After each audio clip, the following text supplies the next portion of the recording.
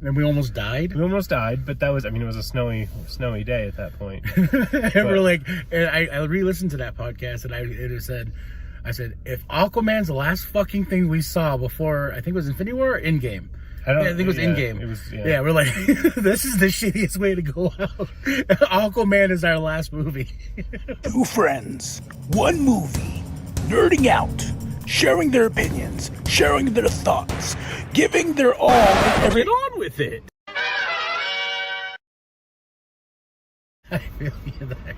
You know, I feel like we could give a review about this movie before we watch it, and she's like, man, that fucking sucks, and just be done with it. Yeah, well, shout out, I want to do a quick shout out to somebody named Tammy. She watches our reviews, and she really likes them. I'm sorry, Tammy, your taste is evidently not that great. Well, she loves me, so, you know. You are a different story. Yes, I am greater than that, evidently. Yes, we're going to go watch a movie. We're going to go in and come out, and we're going to tell you how bad it was. I guess, given that it's a thumbnail, it's going to tell it anyway. We're going to watch Morbius. Yes, Morbius. My wife keeps calling it Mobius. And I'm like, yeah, not the right thing, but okay. No, a coworker, I said, hey, I'm going to go watch Morbius tonight. And she was like, wait, what? I was like, I'm going to watch Morbius. She goes, wait, what? I was like, Morbius with Jared Leto. Oh, I thought you said you're going to watch more of me tonight. And I'm like, no. And I was like, that is weird and creepy, for one. Yeah. I was like, that's Thursday evening, not night. And I was like, no, we're going to drop that. I'm going to go watch a movie. So take that out of your mind. No, oh god. So I was around the theater at about 5 o'clock because there was a 5:15 showing. Yeah. Desert. Nothing. Yeah. No, I was like, wow, this is nice. I know my brother went to the 4 o'clock show, so yeah, but he probably didn't watch this in one showing. Oh. It wasn't worth it. Fair. Well, again, we're not paying for this, so well, we are paying for this, but not with money. With our hearts and soul. I'm really hoping it's either as bad as everyone says it was, or it's considerably better than everyone says it was. Remember what we talked about? We were like, what if we come out of this movie, we're like, oh my gosh, this was like a religious, like, oh my god, like one of the greatest movies we've ever seen, but we know that's not gonna happen. It's not gonna happen. No, it's more likely that one of us is gonna walk out of the movie that way, and this is gonna be the next movie that we absolutely just fight back and forth with about everything. Well, no, see, my thing about you in this one is you don't have a tie. This isn't like Batman or anything like that where you're like, man, I love that character. This is... Yeah, there's no tie. There's no ties to this movie, and not even a Spider-Man tie, because he is a Spider-Man villain, and I find it weird with Sony being like, hey, you know, because they got Kraven the Hunter next, and Kraven could be fun. Kraven is actually one of my more favorite lower tier Spider-Man villains. Like, well, yeah, the character's cool, but Sony is like, I don't know. They gave up on this movie and told everybody the mid credits and end credits. I haven't seen it, so you know we'll. Yeah, I saw him and I was just like, oh, okay, well, thanks, Sony, because Sony was just like, here you go. You know, we're washing our hands of this. Jared Leto, there you go. Well, and again, we've talked about how I have yet to see a good Jared Leto movie. I know he's been in a lot of things, and he was a renowned actor before he was doing some of the shittier stuff that he's been doing recently. But it's ultimately like he's a method actor. Yeah, so, I'm a big fan of Jared Leto, and I finally watched House of Gucci with him in it. That was going to be really proud of. Yeah, oh my gosh, like he was a method actor in that. He was very and I was just like, all right, cool. Well, all my expectations for this movie went out the window, you know, because remember how I said I wanted to take you to House of Gucci? Yeah, it is bad as everyone said. So. You keep wanting to drag me to bad movies recently, or getting me to watch bad movies recently. We got a review coming soon because I am going to watch the Fantastic Beasts. Yeah, so. And then that's our trade-off is you're going to watch both Fantastic Beasts movies. Again, I don't think the first one's bad. I think the second one's terrible, but I think the first one's not bad. And then I'm going to watch New Mutants. Yeah. The wife was like, why are you trading off that? I was like, I at least got the two movies that I really don't care for watching. Don't care for Harry Potter, but I will watch these two just so he could watch New Mutants. Yeah. So that'll be a review for a later time. That'll be we'll call that a double or a triple feature, I guess. Or you got to bring back what was the FLIX Mad one, like the solo reviews with the self-inflictions? Yeah, where he's coming like, fuck that movie. Yeah, no, that might be New Mutants. Be just as angry as Teen Titans Go to the Movies. That was a fun one. Yeah. So about to go on in. We're trying to avoid talking about the movie as much as possible, as you can see. but we'll tell you. We'll catch you after. 2 hours later. Hey guys, we're back. Yep, we are back. It wasn't as bad as we thought it was going to be. Actually, let's be honest. It wasn't as bad as we were hoping it would be. No, we went, like, I yelled really loud with I saw my friend here up on top, and he's like, oh, have some hope. I was like, this movie's gonna suck. And then, like, everyone looked at me, and they're like, oh, no, it didn't. It wasn't good. It wasn't bad. It was equivalent to Joss Whedon's Justice League, where it wasn't a bad movie, wasn't a good movie. We were like, yeah, all right. Well, it's like there's a lot of things you can pick apart about this. A lot of things you can pick apart, and how fast it goes, and that was already like on my mind just because. Hour and 44 minutes. The studio has no hope for it. They're like, cut it down, Justice League, and let's just boom, boom, boom, boom, get you out. And that final act was very like, let's just get as fast as we can through this and just let them fly in the sky. Mm-hmm. It honestly seemed like it at least had more care behind it than Dark Phoenix.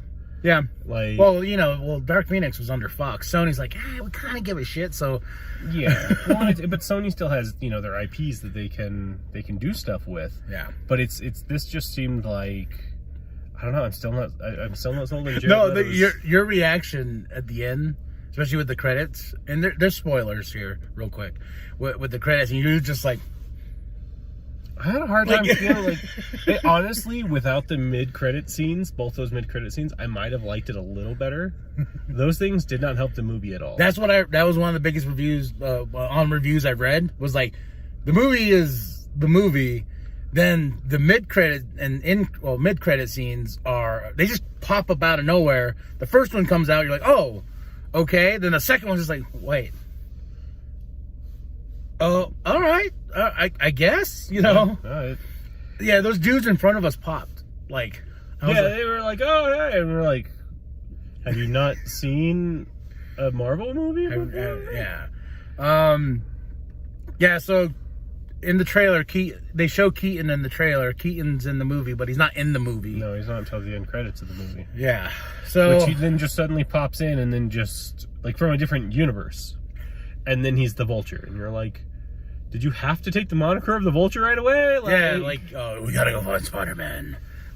But hints, I was telling you, like my buddy said to Andrew Garfield, this is gonna be the setup for Andrew Garfield's thing. But I'm like, if you already washed your hands of Morbius, are you even gonna bring Jared Leto back? Yeah, no, like. Yeah, and I just like how buff he got out of nowhere. Yeah, well, I told you, spiders and bats have abs, evidently. See, they didn't explain to you the bat that they took the DNA from to turn him into that was Batman. Yeah.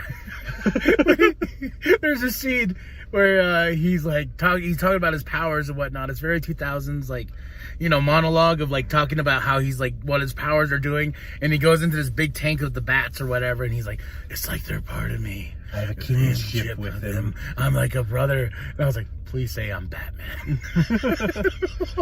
To be fair, that kind of made me like that. There was a lot of vision or imagery from that one. It's a lot like in Batman Begins. Yeah, he goes in the tunnel and he has the light and the bats go around him. It was it was a ripoff. Like as soon as he went at the end, I was like, the bats are coming. How did the bats get out? No, here's my other question. How are the bats fed? He talks about how they thirst. But they can eat like a ton of. They're eating each other? I guess. Yeah. But then how are there so many? Also, how did he have so many in that goddamn tank? I know. And the other thing I thought of with the bats came and whatnot, I was like, thanks, guy. Now you released a bunch of murderous fucking bats in the city. Yeah. Didn't love it, didn't hate it. We're all over the place on this, I guess. For you who have not seen it, you lucky many. Just going with low expectations. This is definitely one of those brainless Like, which is weird because it's pretty plot heavy to be something like that. Yeah, but like you go into the Fast and Furious, you're not expecting to really like have much of a plot that's like not A, B, C, D. yeah, I'm not like, gonna in that break down order. the science of why Dom's shirt is white the whole time. Yeah, but then you look at this movie, which has a lot of plot-based things going on. Yeah, with the bats and the science behind it, and the twists and the double cross and all that stuff. those just happen. Well, they're very like, it's obvious. It's one of those like we actually thought there was going to be like a deeper twist to it. Yeah, But no, it's just the very first thing that you thought of, and you're like, oh, yeah, okay. And what's funny is like I didn't expect Matt Smith. Yeah. To be the bad guy. I was expecting the older guy to be the bad guy. Yeah, because it's the same guy that does Moriarty in the Sherlock Holmes movie with Robert Downey Jr. Yeah. And I kind of had the same expectation, but I still thought Matt Smith's character was going to be evil, especially when his name is Lucian. Yeah. Like that's just setting your kid up for failure. Well, what was his nickname? Milo? Yeah, Milo. Yeah. I was like, you just can't call him Lucian? Are you that much of a jerk? Even to this day, you guys stay best friends. You cannot call him by his real name. It's because that makes sense though, because that's the nickname that he gave him. Well, but he was a jerk about it. He's like, oh, I didn't know the last Milo. I didn't know the Milo before. That was I would say he was the new Milo. But yes, but the weird thing is the way the movie started. It's like, okay, he's getting the bats. Cuts to the childhood. And you're like, I was like, I feel like this is the opposite of what you're supposed to do. You're supposed to show the childhood first for him growing up. Then he gets the bats and yeah. Well, it's had some weird editing as far as the way that everything is like put together in this, and it did seem a bit disjointed at times. Well, especially when they go back to the lab in the building. They keep hopping in and out of that lab, and then in and out of their other lab at the end. Which they really don't really like. They use it once. Yeah. When she cut her finger, I was like, when she cut her finger feeding her cat, I laughed so hard. I was like, he's gonna be like, oh. Like, you know, he literally did that.